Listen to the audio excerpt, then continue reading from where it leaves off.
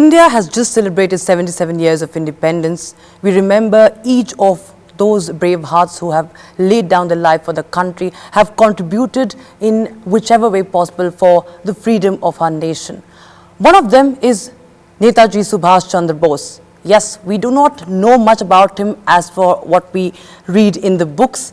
We read about the movement, we read about the Indian National Army. But till date, we have a mystery surrounding Netaji Subhas Chandra Bose. And right now, with us on Republic TV is Shri Suparno Satpathy, who is the chairperson, SNSMT, and also the lead member of the Netaji movement. Thank you so much, Shri Satpathy, for joining us here on Republic TV. And 18th of August is marked as the death anniversary of Netaji Subhas Chandra Bose. But, you know, it's a perpetual enigma that, you know, did Netaji die the way it has been recorded? There have been a lot of investigations, a lot of theories that have come up. But what is your take on that, the 18th of August date, the plane crash theory? Well, first of all, 18th of August is not a conclusive date where we can say Netaji had taken to his eternal journey. There are several theories, but primarily there are three major theories. One is he died in an air crash on 18th of August 1945. The second one is he went to Russia and then he was captive and something went wrong there. And the third one is he somehow escaped that, came to a place in Faizabad now which is called Ayodhya. He lived there as a monk. There are no personal beliefs. I personally and the movement personally, there is no personal belief as such. We would want proper evidence, because Netaji is not only a liberator of India, but Netaji was a liberator of Asia. He is a global figure, and fortunately or unfortunately, he has a date of birth, but there is no confirmed date of death. There are few things. Few years ago, PIB, which is Press Information Bureau, they had put out a homage message on 18th of August. And then when we gave in proofs and when we gave in details, so that message was pulled down. So the government of India has admitted that 18th of August is not a confirmed date for Netaji. So that's the reason we say that Netaji does not have a confirmed date of death. Right. And so the Netaji movement, as you said, does not have any belief, but there's also this demand, a long pending demand of Netaji's ashes. It's believed that he died in an air crash in Taiwan, in Taipei, and the mortal remains, or you can say the remains, the ashes, they are housed in a temple, in a Buddhist temple, the Renkoji temple in Japan for years now. And there has been a demand for bringing back those ashes and, you know, really giving it the deserved respect. So, what do you have to say about that? Do you feel that? See, a lot of people believe that those relics are of Netaji. A lot of people disagree to that. Now, we came up with a theory that, Netaji is a global figure. So, these particular relics, now fortunately technology is much more advanced, the DNA testing is very much possible. So, our demand was that these relics would be, forensic people in 4 different countries would put these relics into test, and a DNA test would be run in India, in the US, in Japan, and in Germany. Why we say 4 countries is, one, all these 4 countries are connected to Netaji, one. Secondly, each and every DNA, they cannot be, nobody can actually manipulate the DNA test in 4 different countries with 4 different sets of people. So, the probability of, fibbing or lying on a DNA test certainly goes much lower. That's the reason we've been demanding for tests, DNA tests in these 4 countries, and suppose if they are Netaji's relics, then they should come back to this country, because this is his place, this is the country. And many might disagree with me, but if in case India is independent today, it is primarily because of Netaji Subhas Chandra Bose and the INA. The INA might have lost a battle of Moirang. Many people don't even know that the last war of independence of this country was in a small sleepy town right next to the capital of Manipur, today's capital of Manipur. There's a place called Moirang, and that is where the last war of independence had taken place.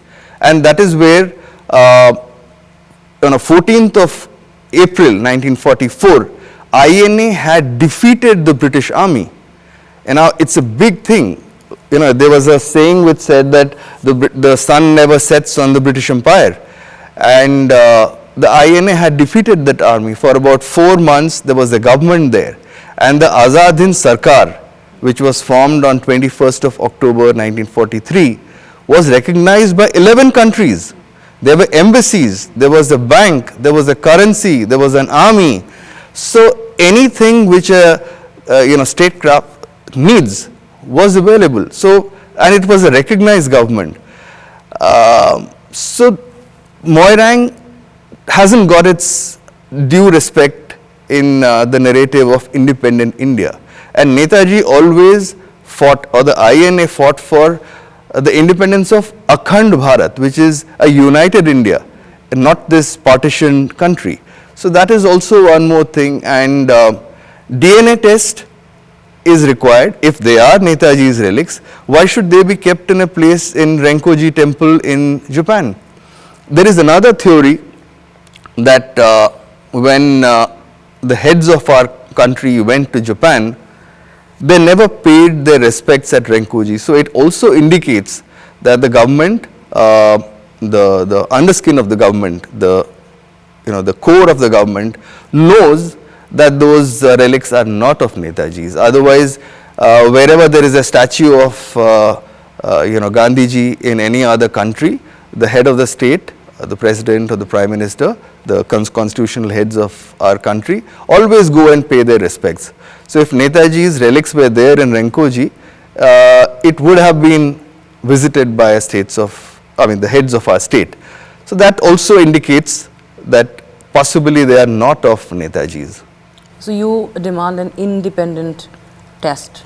We demand an independent DNA test in 4 different countries, autonomously done, no connection with each other, and then the report would come out if they are actually of Netaji's or not of Netaji. Then, 3 commissions have worked, major commissions. Of course, there have been others also, but the one committee was Shah Nawaz committee, and then there were Justice Khosla and Justice Mukherjee commission, and the reports have had their own conclusions. Why again a need? Because you began with asking for an independent test, and also there is still the mystery that still surrounds that, as you said, that there is an underskin of all the government, that they are not convinced that those ashes belong to Netaji. Then what do you think is still missing, and why is it so? See, there were forces at that time which wanted to brush everything under the carpet, and unfortunately, or as time has gone, a lot of water has gone under the bridge, those forces are still active. So everybody wants to pat down Netaji's contribution, everybody wants to brush this thing under the carpet. A few years ago, in 2018, we had requested the then Prime Minister, who is still the Prime Minister of this country, Shri Narendra Modi ji, to come to Red Fort and to hoist the flag and to recognize that 21st of October 1943, the first Azad Hind Sarkar was formed. The first, Sarkar, the first government of this country was formed that day. So he, before reaching to the Red Fort, because he broke the precedence, no Prime Minister had ever been to Red Fort on 21st of October. He, he put out a message on his Twitter handle, And in that, in Hindi, he says, हम ये कर रहे हैं लेकिन कुछ लोग मेरे बाल भी नोच लेंगे. Now that was a very strong statement and very few people actually took note of it. Now that means that the Prime Minister and the the government knows that there are forces which are still wanting and which are still opposing this right now. But if our country is a strong country, we should put our unsung heroes and give due respect to those people who actually were responsible for the independence of this country. And there are several people who are not known. I mean, nobody even knows their names, and their contributions are immense for the independence of this country. Yes, and under the Narendra Modi government, the Netaji files have also been declassified. It's part of the Netaji files are now part of the National Archives. So you still feel, because they are right now classified, there is still some scope for investigation? Let me just correct you a little bit, and to your viewers also. Before Shri Narendra Modi declassified certain files, there were 64 files which were declassified by Mamata Banerjee ji in West Bengal. And out of those 64 classified files which were declassified, there was one file which only had a cover and no document inside. And this was done in 2015. And till date, we still don't know why would a file be kept as a classified file with no documents in it. So there has been no response from West Bengal government or from the central government on that. That is one point. The other thing, when Narendra Modi ji declassified files, there are several files which are still not declassified, and several crucial files like the IB files are not yet put out in public domain. There are files in other countries, like whether it is Russia, Japan, Germany, USA, France, whichever country, there are files. And Netaji was too huge for these countries to not keep a watch on him. So those files have also not been declassified. The truth is the truth is the truth, irrespective of what one does, and it needs to come out in public domain. So all the files are not declassified today as we speak. Right. There was a commission by the UP government also that was conducted by the that was another commission, and there it was said that the theory about Gumnami Baba is completely different. Like you mentioned, how that he was, one of the theories suggests that he was living like a monk in Faizabad, in Ayodhya. That commission had said, and I think it was accepted by the UP government back then. I think it was the Akhilesh government that had in fact accepted. No, the committee was set up. It was not by the government. The Allahabad High Court had put up a retired judge. He put up a report, and after that Akhilesh's government had gone away, and Yogi ji's government was there. It was tabled, but there was no discussion. And till now, nobody knows, because it's still not, this report is still not in public domain. So this report does not again confirm whether that monk was Netaji or not Netaji. If suppose the monk we are referring to as Gumnami Baba is popularly known as, he was not known as Gumnami Baba, the locals used to call him Bhagwanji.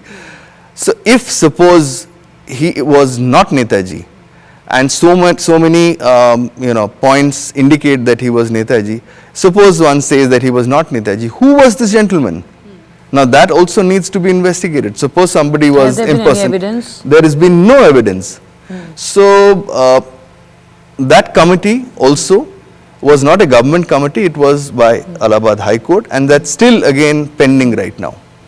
Okay. And it was, coincidentally, it was tabled in the UP Assembly on a date where Lucknow was facing with riots. And also so you feel that there, what is, your belief or stand, the Netaji movement about his death, about Gumnami Baba as he's popularly known as? See, one should not go with beliefs. One can have so many beliefs. What we want is the conclusive evidence to be put out, and for somebody like Netaji, who many of us who know the truth would consider him as the topmost. There are several people who have contributed for the independence of this country, but suppose somebody had to be put on number one, it would be Netaji Subhas Chandra Bose. Why do you think he has not been as much celebrated or mentioned? Because even in, in school, you do not learn much about Netaji's It is movement. unfortunate because certain narratives were changed, or whatever happened with certain political reasons at that time, or whatever happened, we don't want to go into rhetorics. But then certainly there has been a brushing it under the carpet. And let's not go in for beliefs, let's go in for conclusive evidences. And it is possible to go in for conclusive evidences, and the government very much has all the means to put a stamp on what actually happened to Netaji. So that is the main primary demand which this movement has, that the government needs to stamp. And as I come from a place which is the birthplace of Netaji, I come from Cuttack. And just before 2014 elections, Rajnath ji was there for a public meeting. And in Cuttack, he stood in Cuttack and he said that suppose BJP comes into power, we'll ensure that the mystery of Netaji is completely solved. And the due respect to this great personality would be given in our government's time. So certain things have been done. Certain files were declassified. The Andaman Nicobar Islands were recognized, and Prime Minister went there. On 21st of October, 21st of October 2018, the Prime Minister went there, but on 21st of October 2019, 20, 21, nobody went to the Red Fort. A statue was put up at the most prime location in Delhi, the heart of Delhi, heart of this country actually, and symbolically it replaced the King George V statue, and that's where Netaji's statue has been put up. So some amount of movement or some amount of respect has been given, but the true respect would be to solve Netaji mystery. And you feel that there are many challenges to the demand that you've made about the DNA test of the ashes. What's really stopping or maybe coming in way? As I said, there were forces at that time who wanted this to be brushed under the carpet, and those forces are still active. So people who are watching this, maybe general public won't understand, but certain people who actually manage things would know what I'm talking, and certain things need to be kept slightly mystic. It need not be put in complete, things blatantly need not be put in public domain. But as we say, like I have, the movement has always been saying, all of us know that the 4th of July is America's, date of independence, Declaration of Independence Day. But 4th of July is not the date where the Britishers left America. 4th of July is also not the date where, some treaty was signed with the British. 4th of July is the date when they decided that we will go independent. So our declaration, India's Declaration of Independence is 21st of October. That is where the first Azad Hind Sarkar was, constituted. A ministry was there. Everything that a government needed was announced. So our Declaration of Independence Day is 21st of October. Another theory which we've been saying, that 15th of August, which the Prime Minister also has agreed, and he said that 14th of August would be like Partition Horror Remembrance Day. So is 15th of August. 15th of August, because of this date, several people, whether it is in West Pakistan or East Pakistan or in India, gruesome crimes had happened. So how is it possible that we stand up and say Happy Independence Day? How can that be? Isn't that being cruel to public, the people who've suffered? Like we're sitting in Noida right now, but in Delhi or any other place you go, you'll find every second house saying that हम लोग रहते थे पाकिस्तान में, हम लोग रहते थे बंगाल में, हम लोग इधर आए, हमारे पास कुछ नहीं था, we were thrown out. women were raped, people were murdered on both sides. It's not just on one side. So aren't we being insensitive to those people by saying Happy Independence Day on 15th of August? So our demand was we should also celebrate Declaration of Independence Day, which is 21st of October. Okay. So, of course, that is another very interesting point which, which not really much talked about, and I'm glad that you, mentioned it and you talked about in detail. It's been so many years, as I began by saying that, it's been 77 years that we've been celebrating independence, but, how do you want that Netaji should be remembered today by the youth of the country, because he was an icon, and since a very young age, he was, he showed those signs of a, very distinctive personality. He was, very spiritual, what I've read about him, because Absolutely. there has been a lot of material in Absolutely. our NCRT books. Absolutely. I've also, bought books like The Inconvenient Nationalist, and I've read about him. It's a very interesting personality, but if you see the way his nationalism has been and his contribution has been, how do you want, as a leader of the Netaji movement, him to be remembered? See, one, he is the only leader who has a date of birth and no date of death. So as we understand, he is immortal, one. Secondly, how he would be remembered is, he should be remembered as Netaji was, starting from his primary school, his constitution. All of us know that his biological birth was in Cuttack, but was what we believe that his ideological birth was also in Cuttack. And that ideology is the only thing which binds this country. This is a plural country with several, so many differences and whatever, but his ideology is the only thing which binds everybody together. Now this is going to become really long, but then I'll put it short. When INA was there, people used to greet each other like Ram Ramji, or good morning, or Sat Sri Akal, or Namaste, or whatever, in their own, or in several ways, Salaam Alaikum, whatever. And he constituted one slogan, and that was Jai Hind. Now Jai Hind is something which binds everybody together. So all our pluralities, all our differences, everything is under one, and that is Jai Hind. Now Hind, a lot of people would consider it as Hindu, but Hind is actually India, Bharat. So he was the true epitome of Bharat. That is what we want the truth to be out, and for everybody to know about this great personality from Cuttack, who actually is the core reason for the independence of this country. And the British only feared him, nobody else. Yes. And are you positive that there will be, the truth as you were talking about will be out? I am an eternal optimist, and so are many people in our movement. We know that there will be obstacles, we know there will be blockages, but we strongly believe that truth is the truth is the truth, and as the sun is the truth, as the moon is the truth, so is the truth of Netaji, and that will be out, maybe now, maybe tomorrow, maybe day after, maybe after somebody like me stops breathing, but it will be out, and this truth will always be the reason for people to remember Netaji. Absolutely. Well, we all remember Netaji today, and of course his legacy should be remembered and brought forward. Thank you so much, Shri Suparno Satpathy, for joining us here at Republic TV for this very insightful conversation.